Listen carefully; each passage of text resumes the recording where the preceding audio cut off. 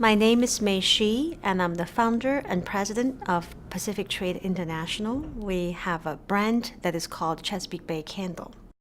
The candles are a home fragrance product that are started in 1994. We are now in over 5,000 stores in this country and in Europe and Asia. And it's something that I have started and I have never stopped loving. The candle that I came up is the reason that I started the business, but it wasn't the first product that I thought about. I tried some other products before, but it's one thing that really took off as soon as we introduced it to the market. And ever since then, I've been making candles. We are in all the Bed Bath & Beyond, all the Pier 1 and Target and Kohl's and Hallmark. In Europe, we're in Marks and Spencer's and I can't remember all the names, but also a lot of boutiques.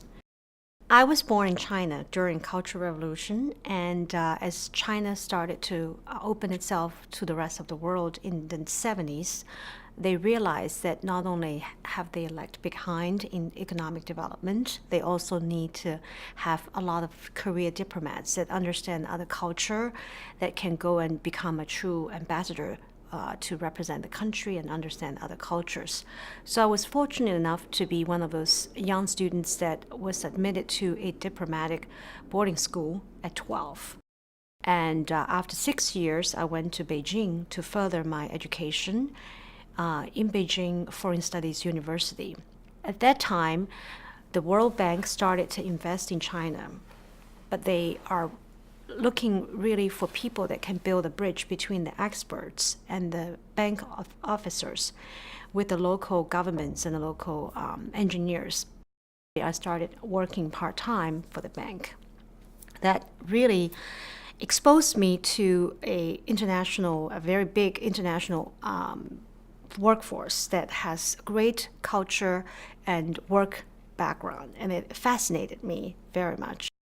So I quit, and instead of going back to my old life, when you quit at that time in China, it really means you are saying goodbye to the government-sponsored track of your career.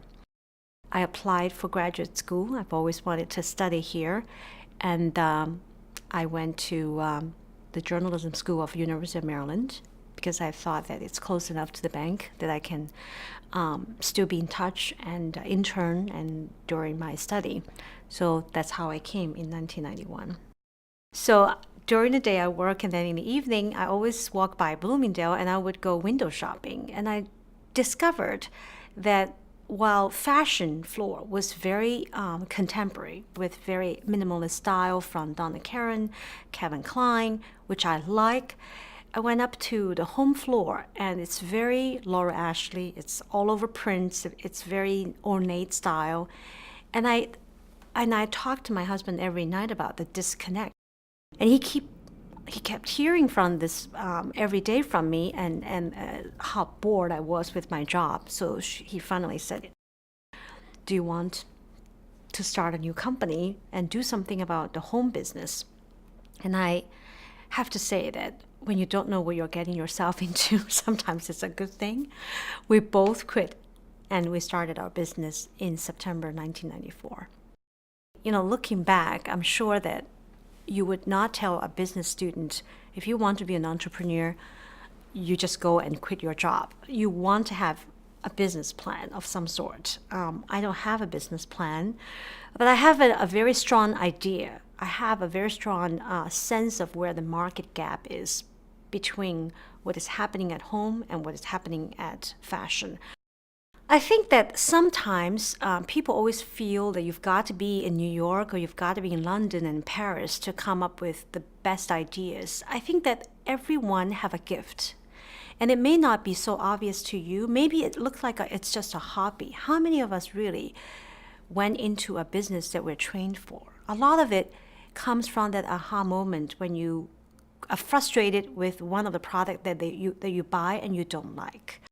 So I think anybody, even if they are in a village somewhere, as long as they connect themselves in a certain way to the rest of the world, and they find their own voice and trust that there is someone else just like them that want the same thing. That's exactly what happened to me. Is I always feel if this product speaks to me, would it speak to another person? Do I feel I need a college degree for the kind of job that I have right now? Absolutely. Because even though it's a consumer product company, we touch every single aspect of a business from trend search to conceptualizing a design trend for a season, working with designers in a way to give them guidance on what to do and what focus they should have, working with fragrance houses on briefs on what kind of fragrance I want to develop. You need to understand science, you need to understand business, you need to understand design, but most importantly, you need to understand how business works. What is going to be a profitable, sustainable business model? I think public speaking, being able to communicate effectively, one-on-one or in a big audience, is one of my gifts from the school, from my background. Many times I find that to be a challenge to my colleagues or to my managers when they need to present a new concept to a big customer. They got very nervous. They need talking points, they need guidance, their palms sweating, and I know they're not comfortable. Being able to speak in a more effective manner, but most importantly, also being able to listen and answer the questions effectively, I think is something that everyone really need to take a lesson of. A graduate degree by itself may not be needed, but the extra 2 years spent with people of different background refine your skills and help you to identify your role models. So I think they need to be very much exposed and familiarizing themselves with everything that's happening. Even if they're in finance, they need to understand what's happening in politics. Even if they're in fashion, they need to understand what's happening in finance, in politics, in geopolitical arena, because they all have implications from demand to culture to consumer sentiments. I think that on a personal level, I think they need to be very open-minded to the kind of jobs, the kind of countries, offices they will be sent to, because once again, a lot of the best jobs now are not happening in this country. They're in Hong Kong, they're in Singapore, they're in India, they're in Europe, and those experiences will build up their resume much more effectively than if they insist on staying in New York or in this country.